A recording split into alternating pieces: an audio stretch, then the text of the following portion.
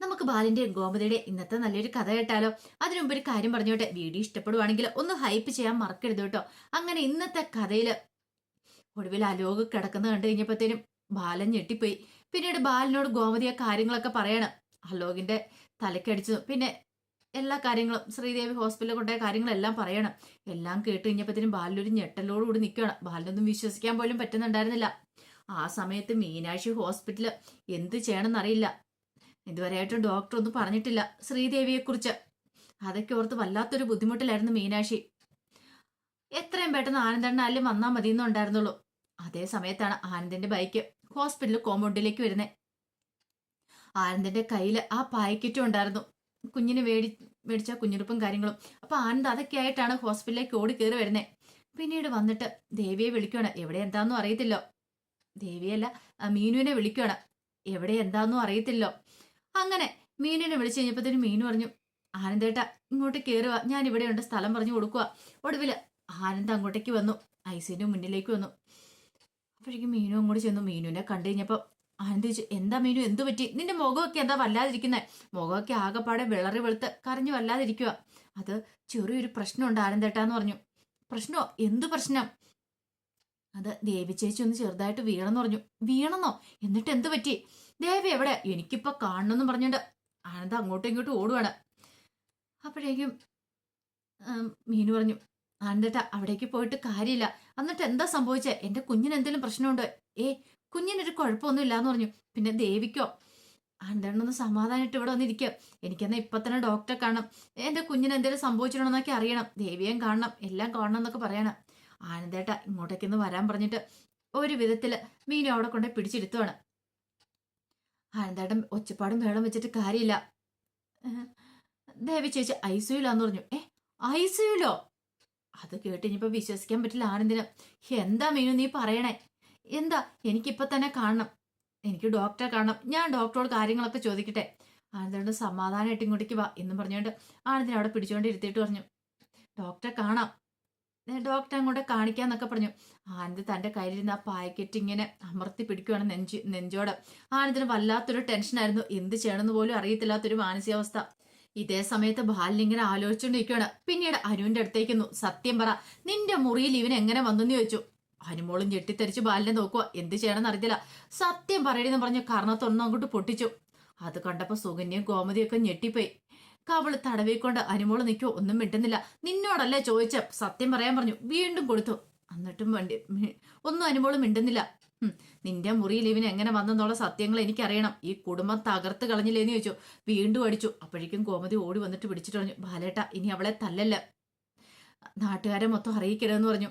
ഇനി അവളെ തല്ലി നാട്ടുകാരെ മൊത്തം അറിഞ്ഞിട്ടുണ്ടെങ്കിൽ പിന്നെ അവൾ ജീവനോട് ഇരുന്നിട്ട് കാര്യമുണ്ടോ? അവൾക്കൊരു ജീവിതം ഉണ്ടായിരിക്കുമോ എന്നൊക്കെ ചോദിച്ചു. അപ്പോഴേക്കും ബാലനൊന്ന് ശാന്തനായി. ബാലനൊക്കെ കാര്യങ്ങൾ മനസ്സിലായി, എങ്ങനെ എന്താന്നൊക്കെ. നീ ഈ കുടുംബത്തെ ചതിക്കുമായിരുന്നല്ലേടി? നിന്നെ ഞാൻ വിശ്വസിച്ചു അനു, പക്ഷെ നീ ഈ കുടുംബത്തെ ചതിച്ചു, എല്ലാരും ചതിച്ചു. ഈ കുടുംബം തന്നെ തകർന്നു പോയി. ഇപ്പൊ നിനക്ക് മനസ്സിലായില്ലേ? അത് കേട്ട് കഴിഞ്ഞപ്പോ അനു നിന്ന് കരയുവാണ്. കരയാതെ എന്ത് ചെയ്യാൻ പറ്റൂ? ഒന്നും ചെയ്യാൻ പറ്റില്ലല്ലോ. അപ്പോഴേക്കും ഗോമതി പറഞ്ഞു, ബാലേട്ട പ്രശ്നമൊന്നും ഉണ്ടാക്കരുത്, ദൈവത്തെ ഓർത്ത് ബാലേട്ടനൊന്നും സമാധാനപ്പെട്. ഇപ്പൊ മീനാക്ഷി ദേവിമോളം കൊണ്ട് ഹോസ്പിറ്റലിലേക്ക് പോയേക്കുക. നമ്മൾ ആറ്റുനോറ്റിരുന്ന ആ കുഞ്ഞ് ജീവനോടെ ഉണ്ടോന്ന് പോലും അറിയത്തില്ല. അതൊക്കെ ഓർത്ത് എന്റെ നെഞ്ചു പെടഞ്ഞുകൊണ്ടിരിക്കുകയെന്ന് പറഞ്ഞു. അത് കേട്ടപ്പോ ബാലന് ഒരു ഞെട്ടലുണ്ടായി. കാരണം ദേവമംഗലംകാര് മുഴുവനും ആ കുഞ്ഞിന് വേണ്ടിയിട്ട് കാത്തിരിക്കുമായിരുന്നു.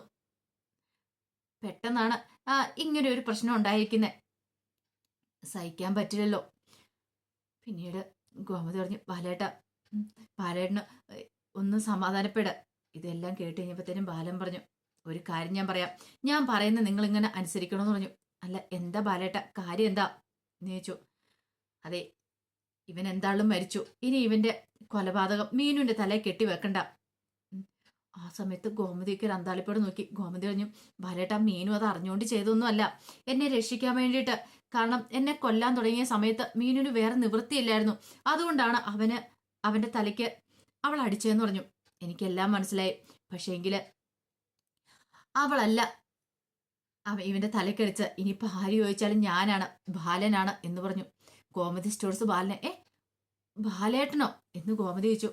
അതെ ഞാനാന്ന് പറയാണ്. ഈ കുടുംബത്തെ രക്ഷിച്ചേ മതിയാവുള്ളൂ. നമ്മൾ എത്രമാത്രം കഷ്ടപ്പെട്ട് ബുദ്ധിമുട്ടി ഈ കുടുംബം ഇവിടം വരെ കൊണ്ടുവന്നത് നിനക്കറിയാലോ ഗോമതി. ആ കുടുംബം തകർന്നു പോകാൻ ഞാൻ സമ്മതിക്കില്ല എന്ന് പറഞ്ഞു. സുകന്യയ്ക്ക് അന്താളിപ്പോടെ നിൽക്കുമ്പോഴത്തേനും സുകന്യയുടെ അടുത്തേക്ക് എന്നിട്ട് ബാലൻ കൈ ചൂണ്ടുവാണ്. എന്നിട്ട് പറഞ്ഞു, ഒരു കാര്യം ഞാൻ പറഞ്ഞേക്കാം, കൃഷ്ണമംഗലംകാരോട് ഒന്ന് നീ തുറന്നു പറഞ്ഞേക്കരുത്. തിരിച്ചും മറിച്ചും അവർ ചോദിച്ചിട്ടുണ്ടെങ്കിൽ ഒന്നും പറയരുത്. എന്റെ പേര് മാത്രമേ പറയാവുള്ളൂ. ഇങ്ങനെ ഒരു കാര്യം ചെയ്തിട്ടുണ്ടെങ്കിൽ അത് ബാലനാണ്, അറിയാലോ. അവൻ ഈ വീട്ടിൽ കയറി, ഇവൻ എന്തിനീ വീട്ടിൽ കയറിയതുകൊണ്ട് ഒരു കാരണവശാലും അല്ലാതെ വേറൊന്നും പറഞ്ഞു പോയേക്കരുതെന്ന് പറഞ്ഞു. സുകന്യ പറഞ്ഞു, ഞാനൊന്നും പറയില്ല ബാലേട്ടാ. അവർ ചോദിക്കും, പലതും ചോദിക്കും. ഇല്ല, അങ്ങനെ എന്തേലും പറഞ്ഞിട്ടുണ്ടെങ്കിൽ പിന്നെ തീർന്നു നിന്റെ ജീവിതം എന്ന് പറഞ്ഞു. സുകന്യ ആകെപ്പാടെ പേടിച്ച് വിറച്ചുപോയി. അപ്പോഴേക്കും ഗോവിന്ദൻ പറഞ്ഞു, വേണ്ട ബാലേട്ട, ഞാൻ സമ്മതിക്കില്ല. ബാലേട്ടൻ ഒരു തെറ്റും ചെയ്യാതെ ഞാൻ സമ്മതിക്കില്ല എന്ന് പറഞ്ഞു. ബാലൻ പറഞ്ഞു, ഈ കുടുംബത്തെ എനിക്ക് രക്ഷിച്ചേ മതിയാവുള്ളൂ. നിങ്ങൾ എല്ലാവരെയും രക്ഷിച്ചേ മതിയാവുള്ളൂ. അങ്ങനെ രക്ഷിക്കണമെങ്കിൽ എനിക്ക് ഇങ്ങനെയൊക്കെ ചിലതൊക്കെ ചെയ്താൽ മതിയാവുള്ളൂ. ഈ കുടുംബത്തിലെ നാഥൻ ഞാനാണ്. ഞാൻ പറയുന്ന നിങ്ങൾ അങ്ങോട്ട് അനുസരിച്ചാൽ മതി എന്ന് പറഞ്ഞു. കോമതിയാണെങ്കിൽ ബാലിനെ കെട്ടിപ്പിടിച്ച് പൊട്ടിക്കരയുക. എന്ത് ചെയ്യണമെന്ന് അറിയത്തില്ലാത്തൊരവസ്ഥയിൽ കുറച്ച് കഴിഞ്ഞപ്പോൾ ആനന്ദ് ഹോസ്പിറ്റലിൽ ഇങ്ങനെ വല്ലാതെ കരഞ്ഞുകൊണ്ടിരിക്കുകയാണ്. പിന്നീട് കവറിനകത്തുനിന്ന് ആ കുഞ്ഞുടുപ്പ് അതിങ്ങെടുത്തു. അതെടുത്ത് നെഞ്ചോട് ചേർത്ത് പിടിച്ചിങ്ങനെ ഇരിക്കുകയാണ്. അത്തേലേക്ക് തന്നെ നോക്കുകയാണ്. ആനന്ദനാണെങ്കിൽ വല്ലാത്ത സങ്കടമായിരുന്നു. ആനന്ദന്റെ കണ്ണൊക്കെ നിറഞ്ഞൊഴുകുക. എങ്ങനെയെങ്കിലും ദേവിയും കുഞ്ഞും രക്ഷപ്പെട്ടാൽ മതിയായിരുന്നു എന്നൊരു ചിന്ത മാത്രമേ ആനന്ദിനുണ്ടായിരുന്നുള്ളൂ. സഹിക്കാൻ പറ്റുന്നതിൽ അപ്പുറമായിരുന്നു ആനന്ദിന്റെ വേദന എന്ന് പറഞ്ഞാൽ. ആദ്യമായിട്ട് കാണാൻ കാത്തിരുന്ന കൺമണിയാണ്. അതെങ്ങനെ എന്തായെന്നും അറിയത്തില്ല. ഈ സമയത്ത് ബാലൻ എന്ത് ചെയ്തു, വന്ന് ഫോൺ എടുത്തു. അപ്പോഴേക്കും അനുമോൾ അങ്ങോട്ട് ഓടി വന്നു. അച്ഛൻ ഇത് എന്ത് ചെയ്യാൻ പോവാ? ഞാൻ പോലീസ് സ്റ്റേഷനിലേക്ക് വിളിക്കാൻ പോവാ. പോലീസ് സ്റ്റേഷനിലേക്കോ? പോലീസ് വന്ന് എന്നെ അറസ്റ്റ് ചെയ്തോണ്ട് പോട്ടെ. ഞാൻ ജീവനോടെ ഇരിക്കുമ്പോൾ ഞാൻ സമ്മതിക്കില്ല. അച്ഛനെ ഒരു പോലീസും കൊണ്ടുപോകത്തില്ല എന്ന് പറഞ്ഞു. നീ അങ്ങോട്ട് മാറി നിൽക്കാൻ പറഞ്ഞു. ഇല്ല അച്ഛനെ പോലീസ് കൊണ്ടാൻ ഞാൻ സമ്മതിക്കില്ല. ഞാൻ കുറ്റം ഏറ്റെടുത്തോളാം. ഞാൻ ജയിലിൽ പോയി കിടന്നോളാം. അല്ലാതെ അച്ഛനെ ഒരു കാരണവശാലും ഞാൻ പോലീസിനെ വിട്ടുകൊടുക്കില്ല എന്ന് പറഞ്ഞു. അപ്പോഴേക്കും കോമതി സുകന്യൊക്കെ ഓടി വന്നു. കോമതി വന്നിട്ട് പറഞ്ഞു, ബാലേട്ടൻ ഇത് എന്ത് കാണിക്കാനാ പോന്നേ? ബാലേട്ടൻ കൂടെ മാറിക്കേ. ബാലേട്ടൻ ഒരിക്കലും അത് ചെയ്യണ്ട. ഈ കുറ്റം വേണം ഞാൻ ഏറ്റെടുത്തോളാം. പക്ഷെ ബാലേട്ടൻ ജയിലിൽ പോയി കിടക്കേണ്ട ആളല്ല എന്ന് പറഞ്ഞു. പിന്നെ എന്ത് ചെയ്യും കോമതി? കൊറ്റു ഏറ്റെടുക്കാതെ എനിക്ക് നിങ്ങളെ രക്ഷിച്ചേ മതിയാവുള്ളൂ. വേണ്ട ബാലേട്ട, അത് വേണ്ട. അപ്പോഴേക്ക് സുകന്യ പറഞ്ഞു, നമുക്ക് ബോഡി എവിടെയെങ്കിലും കൊണ്ടേ കളഞ്ഞാലോ എന്ന് ചോദിച്ചു. എവിടെ കൊണ്ടേ കളഞ്ഞാലും പോലീസ് അന്വേഷിച്ചു വരും. ഇങ്ങോട്ടേക്ക് പോലീസ് നയം മണപ്പിച്ചു വരും. അങ്ങനെ വന്നിട്ടുണ്ടെങ്കിൽ പിന്നെ എല്ലാവരെയും ചോദ്യം ചെയ്യും. അതിനേക്കാളും ഭേദം ഞാൻ കുറ്റം അങ്ങ് ഏറ്റെടുക്കുവാണെങ്കിൽ പ്രശ്നം തീർന്നു.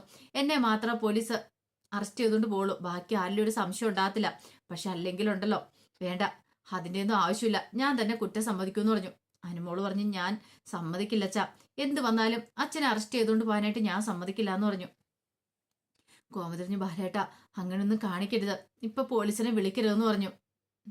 പിന്നെ നീ ഒന്ന് ആലോചിച്ച് നോക്കിയ ഗോമതി, ഇനി വരാൻ പോകുന്ന ദുരന്തം എന്തായിരിക്കുമെന്ന്. ഒരു പക്ഷെ പോലീസ് ഇവിടെ കയറി ഇറങ്ങിയിട്ട് ഒടുവില് ഇനിയിപ്പോ അനുമോള് കാരണമാണ് ഈ പ്രശ്നങ്ങളൊക്കെ ഉണ്ടായെന്ന് അറിഞ്ഞിട്ടുണ്ടെങ്കിലോ പിന്നെ എന്തായിരിക്കും സംഭവിക്കുന്നത്? മീനുവിന്റെ കാര്യമൊന്നും ആലോചിച്ച് നോക്കിയേ. ഭാവി തന്നെ ഇല്ലാതായി പോയില്ലേ? ജീവിതം തന്നെ ഇല്ലാതായി പോയില്ലേ എന്റെ മോളുടെ?